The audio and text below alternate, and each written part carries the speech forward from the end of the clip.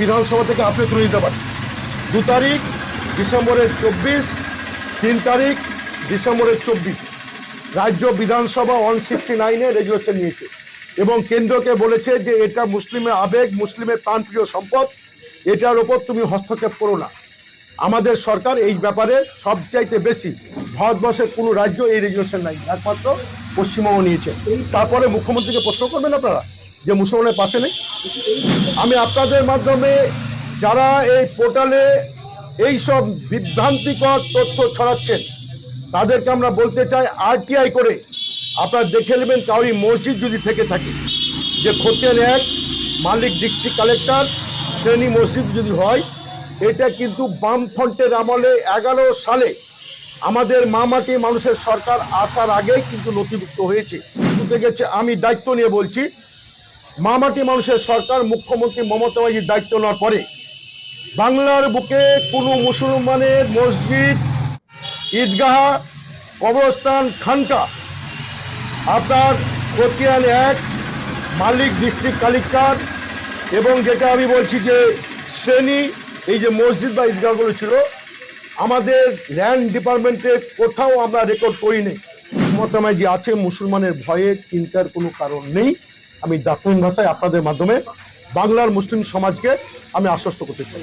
গেছে আমি দায়িত্ব নিয়ে বলছি, মামাটি মানুষের সরকার মুখ্যমন্ত্রী মমতা ব্যানার্জির দায়িত্ব নেওয়ার পরে বাংলার বুকে কোনো মুসলমানের মসজিদ, ঈদগাহ, কবরস্থান, খানকা আপনার খতিয়ান 1 মালিক ডিস্ট্রিক্ট কালেক্টর এবং যেটা আমি বলছি যে শ্রেণী, এই যে মসজিদ বা ঈদগাহগুলো ছিল, আমাদের ল্যান্ড ডিপার্টমেন্টে কোথাও আমরা রেকর্ড করিনি।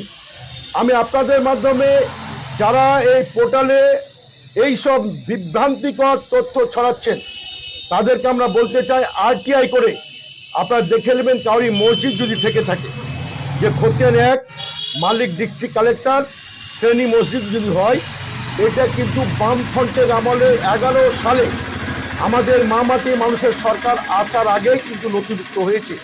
কিন্তু তারা সেটা নতুনভাবে বের করে দেখাচ্ছে যে মমতা ব্যানার্জি খতিয়ান 1 কালেক্টর মালিক মসজিদ, ঈদগাহ, কবরস্থান তোমাদের নামে নিয়ে নিয়েছে। তাহলে সরকারের কাছে পারমিশন নিয়ে তোমরা এটা করো।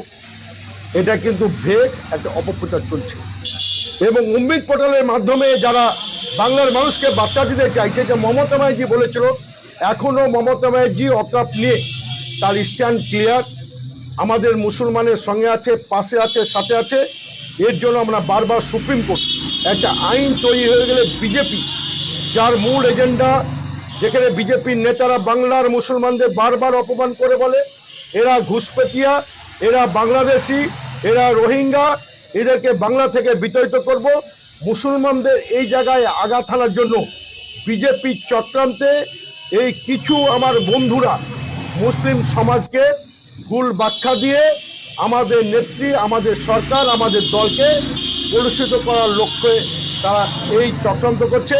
এই চক্রান্তে বাংলার মানুষ, মুসলমানেরা ভুলবে না। কারণ মুসলিম সমাজ জানে মমতা ব্যানার্জি তাদের পাশে আছে, সাথে আছে। শুধু মুসলিম সমাজ কেন, আজকে বাংলার সমস্ত সম্প্রদায়ের জন্য আমাদের নেত্রী অক্লান্ত পরিশ্রম করে সর্ব